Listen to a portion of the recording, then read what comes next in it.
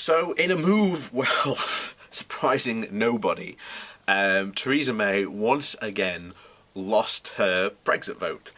And why are we in this mess? Well, there are no good options. Even a no deal, a no deal, you're looking at a 16% loss in GDP in this area. And the UK as a whole is looking at least, if you want to be really generous and say best case scenario, you're talking at least at about a 14 to 15% drop in GDP for the UK as a whole. That is massive. And that is not a good option. And MPs are, forced into a situation they do not want to be in because of a referendum that was called to try and hold a party together and essentially establish some sort of unity in the Tory party. Now, ironically, this has only gone to turn the Labour Party apart as well. In fact, you now have people going, oh, we're going to create a new centrist party.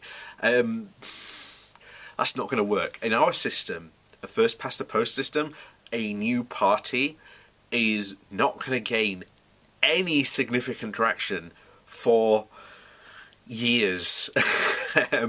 That's how our system works. It very much keeps, it rewards established parties while it keeps sort of newer parties out.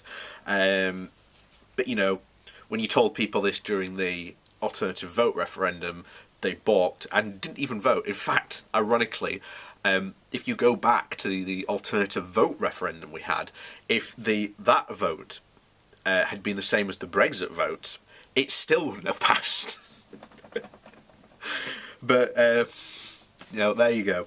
But this sums up this article in the New Statesman by George Eaton. Really sums up what is going on in the UK and why we are so paralysed into this situation.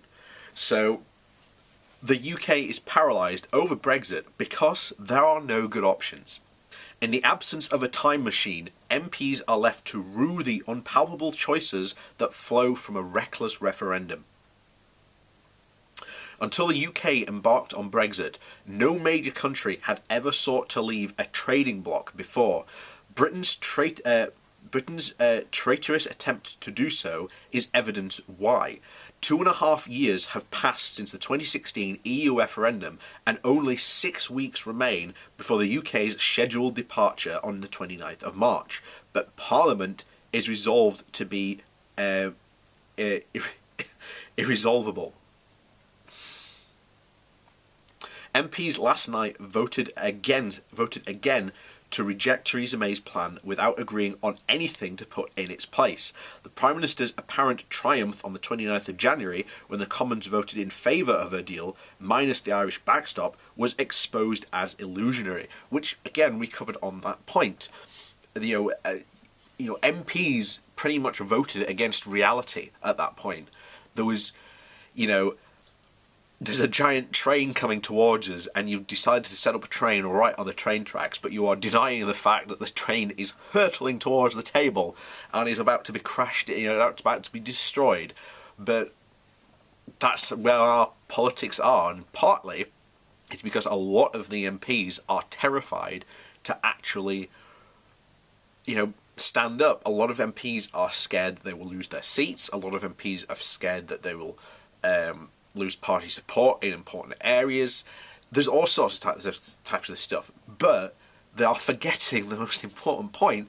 If we leave without a deal on March 29th, we are screwed harder than anything else, and then they will have to explain to their constituencies why they are poor and why they did nothing about it. So Tory MPs revolted over a legally meaningless but political symbolic agreement opposing a no-deal Brexit. May's strategy remains too soft for leavers and too hard for remainers. The impasse is derided both at home and abroad as proof that the UK, traditionally admired for its stable moderation, has taken leave of its senses.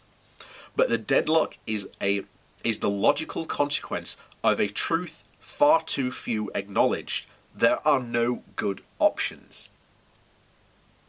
A no-deal Brexit, the UK's current fate in the absence of an agreed deal, would be one of the greatest acts of economic self-harm by any major country. May's deal would see Britain pay $39 billion a divorce bill, guarantee EU citizens' rights and accept the Irish backstop before negotiating a future relationship from a position of profound weakness.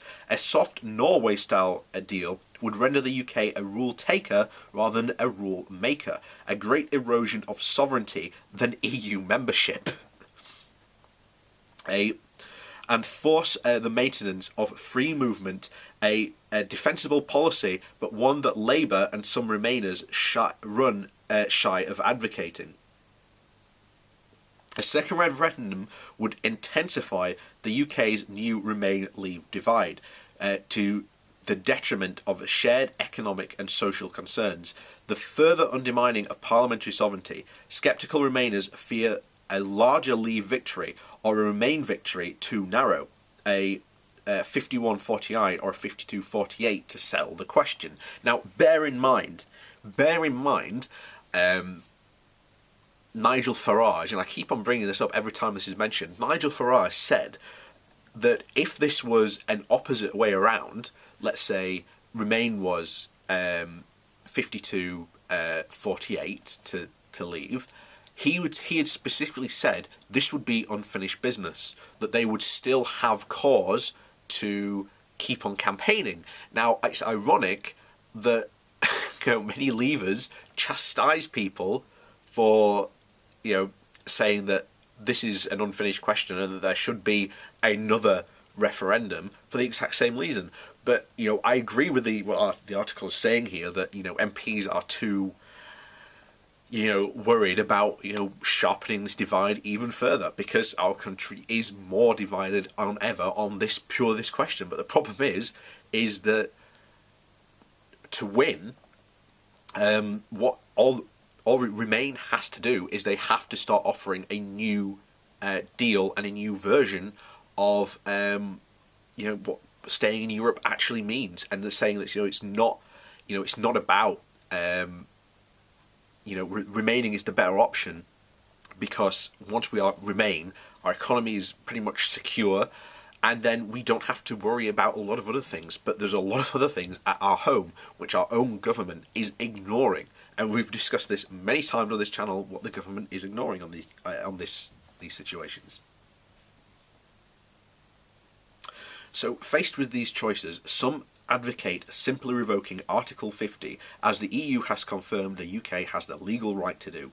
But this would amount to Parliament overturning a democratic, if flawed, vote and trigger a constitutional crisis, and MPs have so far refused to extend Article 50 to avoid a no-deal Brexit on the 29th of March, and have no desire to pursue this course. What many crave is something that does not exist, a time machine. David Cameron, who urged his party in 2006 to stop banging on about Europe, told Nick Clegg before his 2013 announcement of a referendum, "I have to do this. It is a party management issue." The second statement, a party management issue, undercuts the first. Cameron did not have to hold the referendum. A Prime Minister who put country before party would not have done so. Dominic Cummings, Vote Leave's campaign director, may have spread falsehoods and indulged racism, but he was correct to argue last year that an EU referendum was a choice, not a necessary. The idea that there was an irresistible force for a referendum is pushed by Farage and Cameron's supporters. Cummings wrote in a blog entry, "They are both wrong. The country supported one, but without any passion outside of a small faction who had been long passionate about it. Most Tory MPs did not want it." So the idea that leaving the EU is really this popular thing, and that the referendum was something that was wanted, is absolutely false. Cameron, who wanted to be Prime Minister because he thought he'd be good at it, held a referendum because he thought he could win it. A Eurosceptic, austerity-racked country decided he could not. From that moment, the status quo ceased to exist. The spectre of the 2016 referendum will forever haunt any decision to remain in the EU, and there is no easy way to leave. What MPs truly crave, then, is for the past to no longer exist. And that's the situation we're in. You know, we can't deal with the fact that universal credit is a failing system that is actively killing people. We can't deal with the housing crisis. We can't deal with any number of myriad issues in this country because we are so paralysed for the past 2 years by Brexit. But that's where we are.